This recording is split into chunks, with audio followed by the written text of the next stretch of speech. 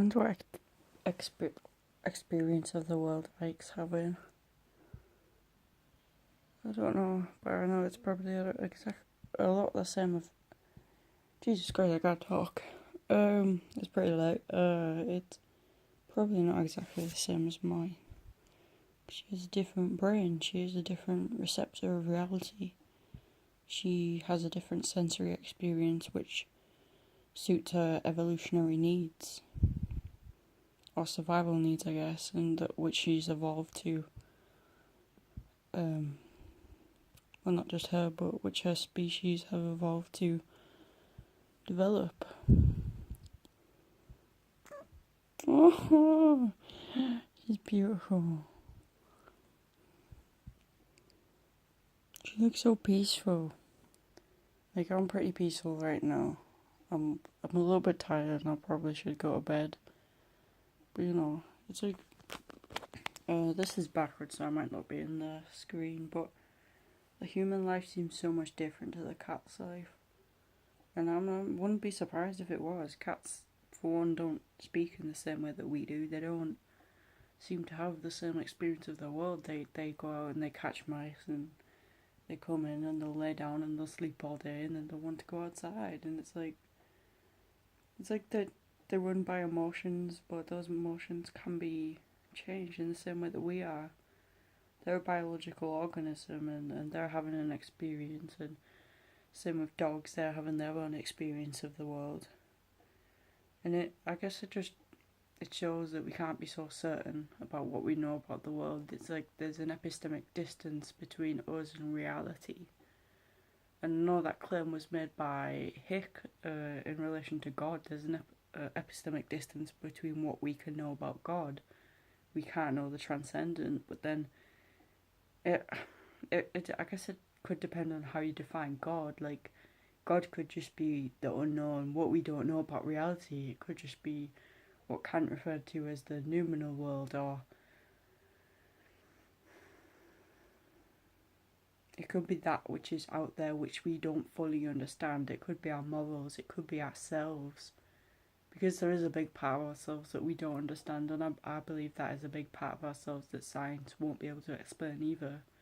Because it's something metaphysical almost. It's not something that we can observe physically. Science does a good job at explaining the physical world, and I don't want to knock that at all. And it does it in a valid manner also, where there is a lot of correlation between causality almost.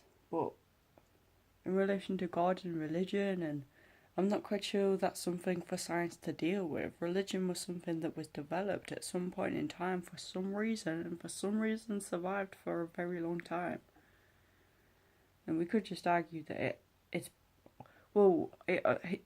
has obviously been used for bad purposes throughout time, whether that's been for money or power or sex or all of these different bad things. But can we really categorise the whole of religion? Now, I'm referring mostly to Christianity here because I think Islam's a little bit different, but then again we can look at the Old Testament, but then the New Testament comes in and it shows that we had a change in morals, a change in values. I don't even know if it's still recording. Yeah, it is. We had a change in our perspective on morality, and we realised that what we once perceived to be correct wasn't. So then perhaps our means of explaining the world was through metaphor, so we introduced Christ. Whether Christ was a historical figure or a metaphorical figure, we don't know, but it seems to represent something about morality, and that's undeniable. And we can say, well, why do we need a book to dictate how we act in the world? And I don't think it's as simple as that. I think the book represents the realisation of morality that we once had, and that we still should have.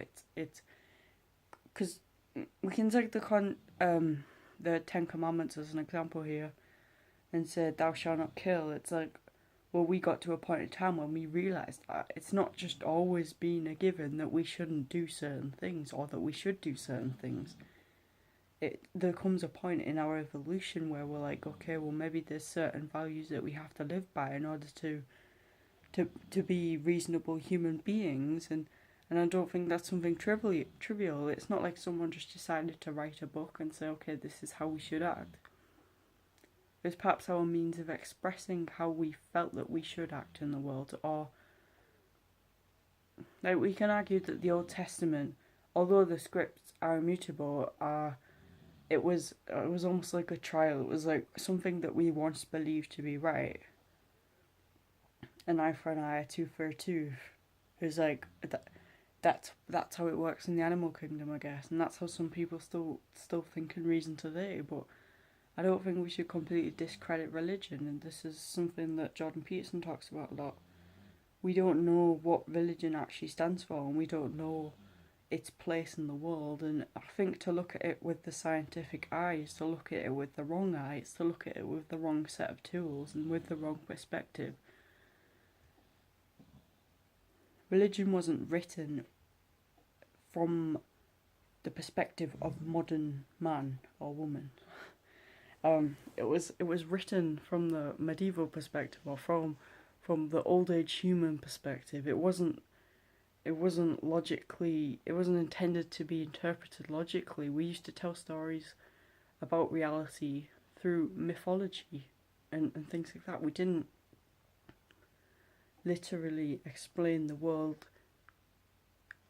through observable factors. We did it in a storytelling way. So I don't think science should necessarily be too overly critical of religion, and this is a perspective that I have just gained, basically, because I was following the New Atheists, and no, I'm just not on board. I just don't think they're right. I don't think they're correct to completely dismiss the possibility of a metaphysical reality, because it doesn't seem to have a basis in science right now. And the thing is, if we get rid of it right now, we don't know what detriment that's going to be for the future. Now, maybe it will make some things better. Maybe Jordan Peterson and Carl Jung, maybe they were all wrong, but maybe they weren't. And I don't know. How long's left? Okay. It's like religion is the foundation for which props up the morals. It's like we have these moral values, and they have been built up over time throughout this evolution of a religious process or something. And I don't know a lot about this, but Jordan Peterson has some great videos on his channel about it, so I recommend going there if I don't, because I probably won't do it justice. But basically, our morality was derived from religion. Whether it was derived from a religion or not, I don't necessarily know, but I know that the two are almost interconnected, because in Christianity it states moral values, and we don't know what will happen to those moral values if the infrastructure collapses almost. If the structure of religion disappears, then what Jordan Peterson says is that the values are just there, they're propped up on thin air, so they could easily be dissolved, they could easily go away. And one of the arguments that modern atheists make a lot is that we don't need religion to determine our moral values. But that's a bit presumptuous, don't you think? That the religion could be a representation of our moral values, of values that we worked out to be moral. And another great thing that Jordan Peterson says about this is, atheists say that we can just use reason to work out morality. But the thing is, people don't always want to be good. It's very easy to work with our own self-interest at heart, to be able, and it's very psychopathic, but it's not unreasonable to live life in that sort of way, because it gets you what you want. And that's something that we will most likely go to, a very individualistic society, if religion collapses.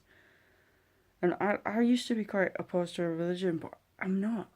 I don't think it's a bad thing. I think this religious fundamentalism is a bad thing, and scientific fundamentalism is. And thank you for watching, because it's going to cut.